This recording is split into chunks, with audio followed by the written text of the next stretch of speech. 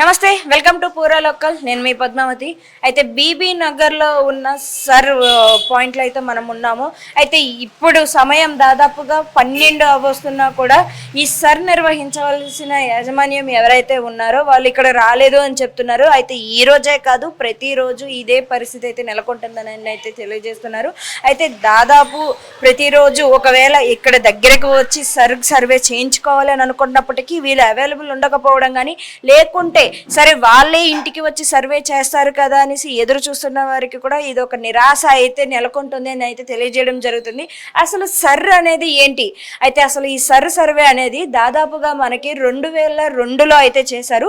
మళ్ళీ ఇప్పుడే చేస్తున్నారు. అంటే 20 ఏళ్ల తర్వాత మళ్ళీ ఈ సర్ని అయితే నిర్వహించడం జరిగింది. ఎందుకని ఈ సర్ చేస్తున్నారు అంటే కనుక, గతంలో మనకి ఎలక్షన్స్ టైంలో అసలు ఓటర్ ఐడీస్ నార్మల్గా చెక్ చేసి వాళ్ళకి ఓటు అనేది ఇచ్చేసేవారు.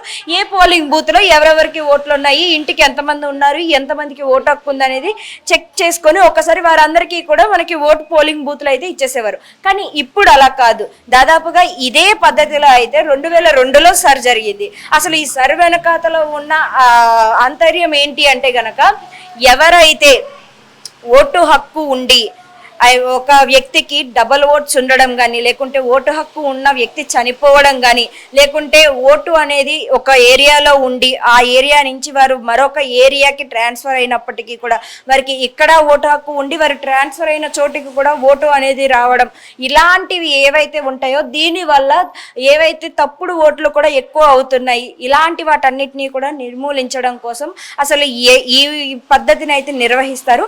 అయితే అసలు ఈ సర్వే ఎలా చేస్తారు?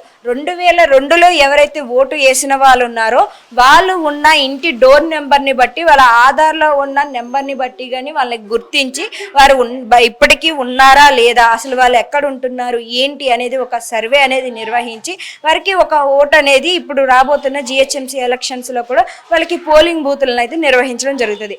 అయితే ఇప్పుడు మేజర్గా చెప్తున్న పాయింట్స్ ఏంటంటే, ఒక ఓటు హక్కుకి ఇంటిలోనే ఒక 10 మంది ఉంటే 10 మందికి వేరే వేరే పోలింగ్ బూత్లో అయితే ఓటు రావడం జరుగుతుంది.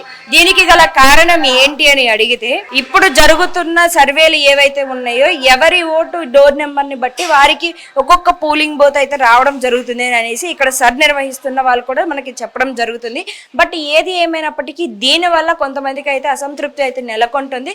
అండ్ దాంతోపాటు సర్ నిర్వహించే వాళ్ళు కూడా సమయానికి అందుబాటులో ఉండకపోవడం, ఉద్యోగాల నిమిత్తం బయటకు వెళ్తున్న వాళ్ళు తిరిగి వచ్చేసరికి వీళ్ళు అందుబాటులో ఉండకపోవడం కావచ్చు, లేకుంటే సరే కదా వారే వచ్చి ఇంటికి వచ్చి సర్వే చేస్తారు అనుకుంటున్న పరిస్థితుల్లో కూడా వీరు వెళ్ళకపోవడం, సరైన సమయానికి ఎక్కడ కూడా వీరు దొరకకపోవడం, వీరు ఒకవేళ అవైలబుల్ ఉన్నా కూడా అసలు ఈ పద్ధతిని ఫామ్ ఏదైతే ఉందో ముందుగా ఫామ్ ఇచ్చి ఆ ఫామ్ ఫిలప్ చేసి తిరిగి దాన్ని తీసుకున్నప్పుడు వీరికి ఓటర్ ఐడి చెక్ చేయడం ఏదైతే ఉంటుందో దాన్ని కూడా సరిగ్గా ఎక్స్ప్లెయిన్ చేయకపోవడం, అసలు ఆ ఫామ్ని ఎలా ఫిల్ చేయడం, ఇలాంటి డౌట్స్తో కూడా చాలామంది అయితే సతమతం అవుతున్నారు.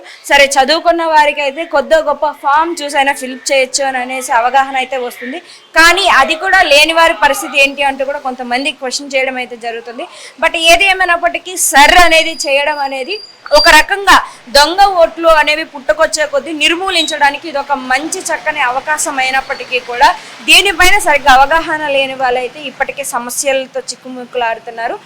మరి ఇలాంటి పరిస్థితుల్లో మరి ఈ సర్వే అనేది ఇంకొంచెం ముందుకు వేగవంతం చేయాలి అంటే గనక ఈ సర్ నిర్వహిస్తున్న వాళ్ళు కూడా కొంచెం దీని పట్ల చర్యలు తీసుకొని మరిన్ని జాగ్రత్తలు కట్టుదిద్దం చేయాల్సిందిగా కొంతమంది కోరడం అయితే జరుగుతుంది.